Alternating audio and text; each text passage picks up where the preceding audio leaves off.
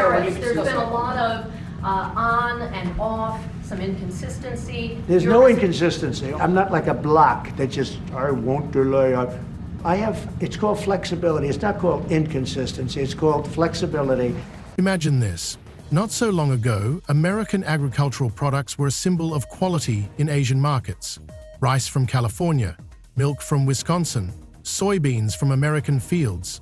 All of these products flooded the shelves of shops in Tokyo, Seoul, and Bangkok. These goods were easy to rely on. They symbolized safety and reliability. But in 2025, everything changed. Quietly and unnoticed, one after another, Asian countries began to reject products from the United States, preferring those of their neighbor, Canada. What happened? Why did the United States lose its position in Asia's largest markets in just a few months? And what is behind this turnaround? And police in Italy are investigating possible arson after a fire destroyed more than a dozen Tesla vehicles. Elon Musk is calling the incident at a Rome dealership terrorism. This comes as Tesla has been the target of recent protests around the world. One of Japan's largest retail chains, after many years of cooperation with American suppliers, suddenly stopped buying flour from the United States, choosing Canadian flour instead. Why? Once on the shelves of Japanese supermarkets, American bread did not stand up to comparison. It lost its taste, became less elastic, and its shelf life was reduced. Meanwhile, Canadian flour not only retained all its qualities, but also ensured stable supplies, something that American partners had failed to do in recent years. This is just one example of how Seattle and Texas are losing market share, while Canadian provinces are beginning to fill the gaps. That's a 10. That's a good one.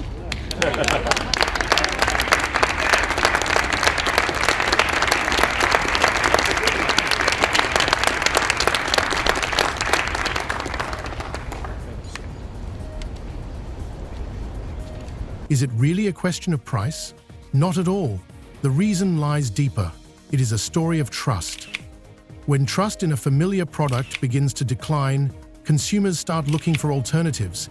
And if it suddenly turns out that quality, transparency, and guaranteed stability can be found not in America, but in Canada, the choice becomes obvious. In South Korea, for example, retail giant Lotto replaced American soybeans with Canadian ones, and no one even announced it officially. It was a simple change on the price tags, but for Koreans it was a signal that now it's not just what's on the packaging that matters, but also how and where the product was made. After Trump imposed those sweeping 25% tariffs on aluminum and steel imports, the European Union retaliating with tariffs on up to $28 billion of U.S. goods. Trump making it clear this isn't over, vowing to respond in kind with sweeping retaliatory tariffs early next month. But that's not all. In the Philippines, where American rice was once a staple on local tables, the packaging has been changed and American grain has been replaced.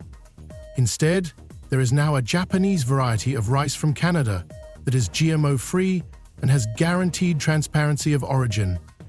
And this is no accident. It is the result of the American market facing problems related to weather disasters, labor shortages, and rising prices, while Canada has proved to be much more flexible in the face of these changes. I think you're going to remember today, it's going to be a free nation that we're dealing with. We're going to have a very free and beautiful nation. It's going to be Liberation Day in America, and it's going to be a day that hopefully you're going to look back in years to come and you're going to say, you know, he was right. This has turned out to be one of the most important days in the history of our country. What will happen next? Why have countries as important to America as Singapore and Malaysia stopped believing in American meat? Why is milk from Wisconsin losing its appeal in Thailand, and why is it being replaced by Canadian milk, which has clear certification and no hormones?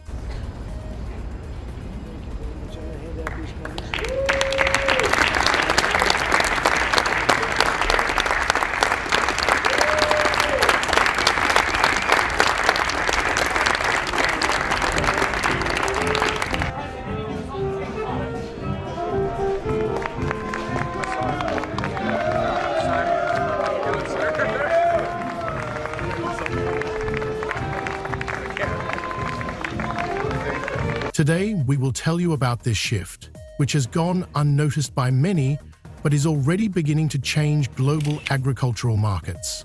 Why is Canada managing to take the place of the United States? And what does this mean for global consumers? Find out more in our video. We begin with the president's trade war escalating tonight.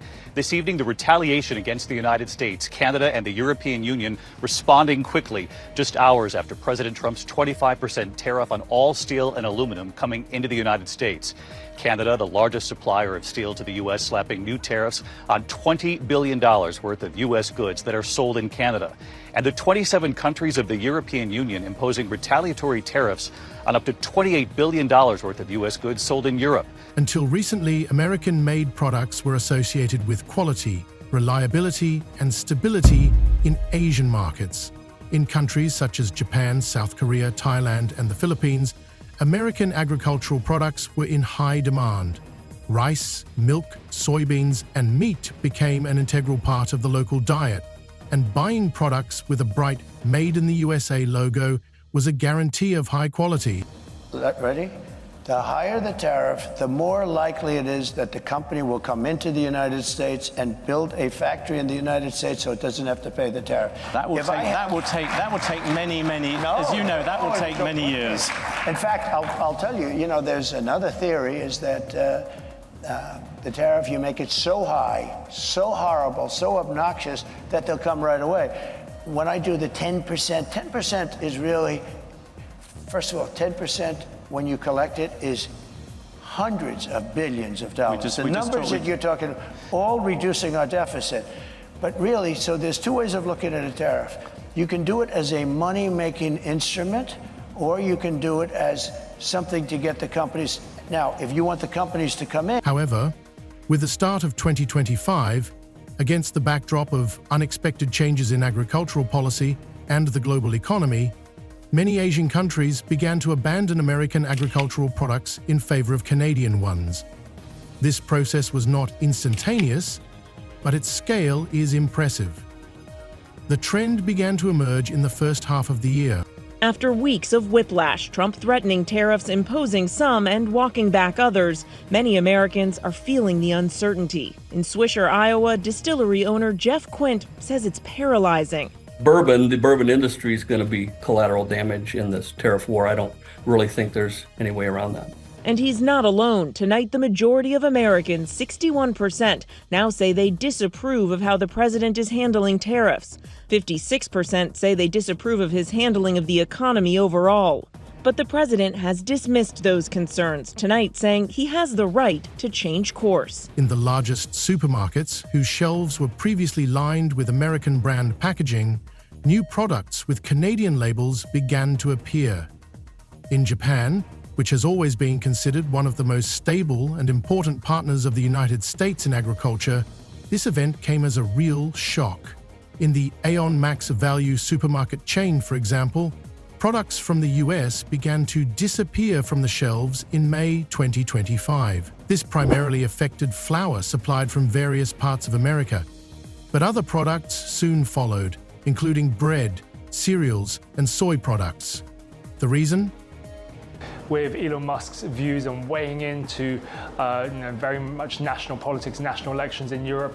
And then on top of that, when you see the backdrop of Tesla upgrading its product line and the impact of them trying to chase more sales at the back end of last year, that means it's short on inventory. It can't necessarily sell as many vehicles or doesn't have as many in stock to sell. So there is that issue there of a confluence of impacts, which means that sales have been falling.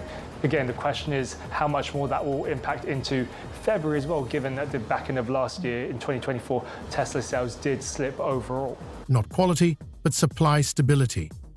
Over the past few years, American companies have begun to experience difficulties with logistics and delivery of products to Japan. Complications at the ports of Los Angeles, delays in unloading, and problems with a shortage of drivers have caused many Japanese consumers to notice a decline in product quality. This has been particularly noticeable with bread.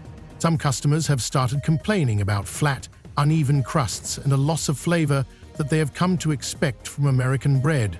But this process was a real disaster for American suppliers, as Japanese consumers are among the most demanding in the world and do not forgive even the slightest flaws in a product. US President Donald Trump has announced a 25% tariff on all car and light truck imports into the country. It's due to come into effect on April 2nd. Economists and world leaders are warning that it will be a tax on consumers and have a chilling effect on the global economy. But to Americans, Trump paints a rosy picture, predicting that the levies will spur growth. As a result, Japanese retailers began to look for alternatives, and they found them in Canada. Canadian wheat, especially the CWRS, Canada Western Red Spring variety, has long been established in the Japanese market, thanks to its consistency and high quality. Unlike American suppliers, who could not guarantee timely delivery, Canadian companies provided fast and reliable logistics. This became a particularly important factor for Japanese retail chains. After informal talks on the sidelines of the G7 summit in June 2025, Japanese importers decided to go with Canadian grain. No one officially announced this move, but rumors were circulating in Tokyo's business circles that Japanese partners had been strongly advised to consider Canada as a more stable supplier. The situation with flour from the United States was not the only reason for the shift towards Canada. The most important factor was that consumers in Japan, starting with the older generation, began to notice changes in the quality and taste of products from the United States. The rejection of American products became a kind of protest against what was once considered a symbol of quality, and now products labeled "Made in the USA" are being replaced on Japanese store shelves by Canadian equivalents, which have continued to maintain high standards. Similar changes were taking place in South Korea at the same time as in Japan. Until mid-2025, Korean supermarkets still proudly displayed soy products, flour and rice from the United States. However, in April of that year, South Korea introduced new traceability requirements for products, including soybeans, and required suppliers to provide full information on the origin of agricultural goods. These measures not only made supplies more transparent, but also called into question the long-term reliability of American supplies. The reason lies in the fact that in recent years, the volume of non-GMO products in the United States has declined significantly. For Canada, on the other hand, this was an opportunity, as Canadian farmers had long been preparing for such changes. Many farmers in Ontario and other provinces switched to non-GMO soybeans and introduced innovative certification and product tracking systems. Unlike in the United States, where many farmers still rely on paper reports, Canadian farmers were able to offer complete transparency by providing customers with detailed data on each shipment. It was this quality that proved decisive for Korean consumers, who were unwilling to accept uncertainty about health issues. This phenomenon is not only related to technological changes in supply, but also to cultural aspects. South Korean consumers are known for their commitment to quality and attention to detail. When faced with a product that did not meet the new standards, they began to look for goods with a clear origin, and this is where Canada managed to win. Large supermarket chains in the country, such as Lotteria, began to stock soybeans from Canada, which prioritized environmental safety and the absence of GMOs. As a result, American soybeans began to lose their market share, and South Korean stores began to reject them, despite their potentially lower price. The situation with China, Thailand, and other Asian countries, which also began to show interest in Canadian products, only confirms this trend. By 2025, it was no longer possible to talk about a simple rejection of the American brand.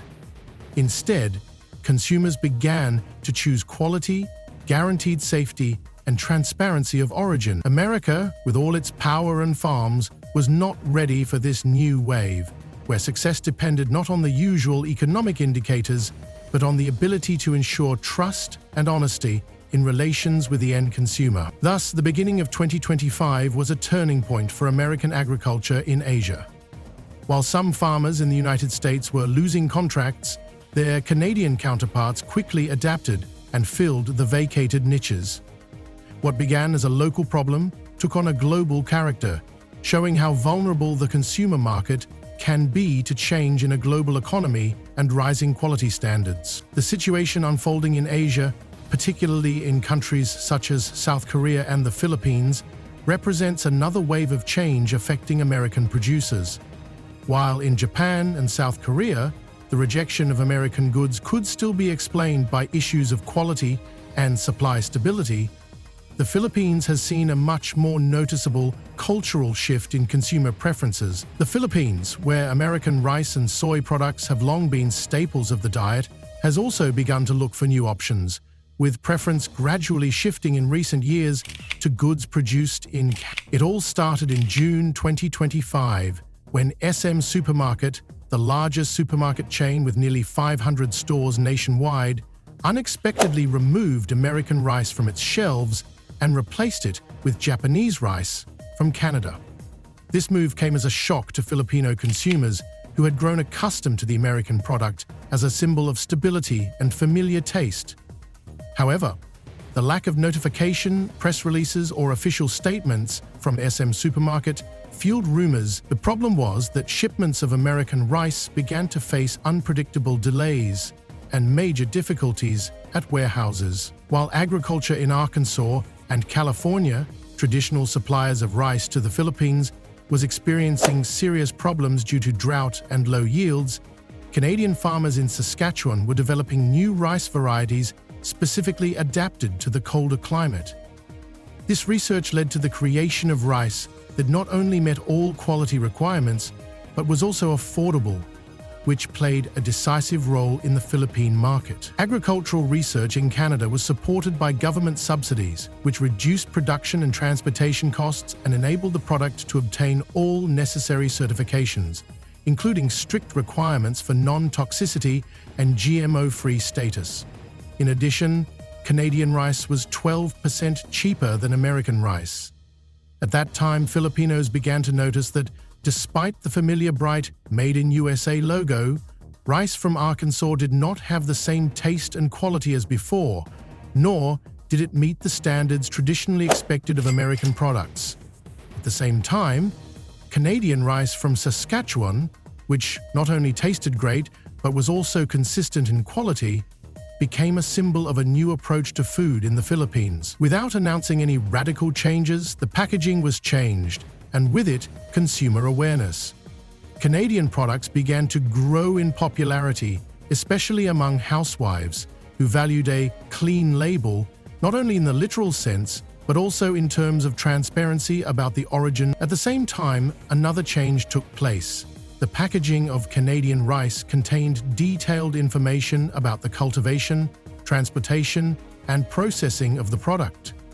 Unlike American rice, which was usually limited to a standard label, the Canadian product came with a QR code that consumers could scan to see full information about the farm where the rice was sourced, the weather conditions in which it was grown, and the processing method used. This was an important factor for Filipino consumers, for whom environmental and product quality issues were becoming increasingly important. The changes in the Philippines also had an effect on American soy products. Soy products such as tofu and soy milk have long been considered an integral part of Filipino cuisine, and American soy was the main source of raw materials for local producers. However, starting in 2025, Canadian soybeans began to actively enter the Philippine market. Certified as GMO-free and tested to meet the most stringent quality standards, Canadian farmers had long invested in the development of technologies for the production of non-GMO soybeans, while in the United States, this segment continued to decline. For example, in 2024, non-GMO soybean production in the United States declined by 85% compared to previous years. In contrast, Canadian farmers, especially those in Ontario, were able to set up a certification and online tracking system, making soy products from Canada popular not only in the Philippines, but also in other Asian countries. This new system, which ensured complete transparency and control over each batch of goods, made Canadian soy products attractive to consumers who who preferred to buy products with a guarantee of environmental safety and quality. It is worth noting that the changes in the Philippine market were not caused by an economic crisis or a sharp decline in the quality of American products. In fact, both countries, the United States and Canada, face similar challenges, such as climate change, labor issues, and rising production costs. However, Canada managed to adapt to new consumer demands and preferences faster than the United States, while American farmers continued to work according to an outdated model, relying on traditional methods and low-cost products. Canadian farmers invested in new technologies, quality improvement, and supply chain transparency. Ultimately, this became a decisive factor for the Philippines and other countries in the region, which began to gradually reject American products in favor of Canadian ones, not because they did not trust the United States, but because new market requirements, such as transparency, environmental safety, and quality, could not be met by traditional methods. This movement was not a sharply political act, but rather a cultural shift that reflected changes in consumer preferences. Those who look at the changes in the Philippines and other countries in the region see how slowly and quietly the US is losing its power in the Asian market. Canada, despite its smaller size, has proven to be more flexible and able to offer exactly what modern consumers want: high quality, transparent, and environmentally friendly products. And until American farmers begin to adapt to these changes, products labeled "Made in Canada" will increasingly appear in their place.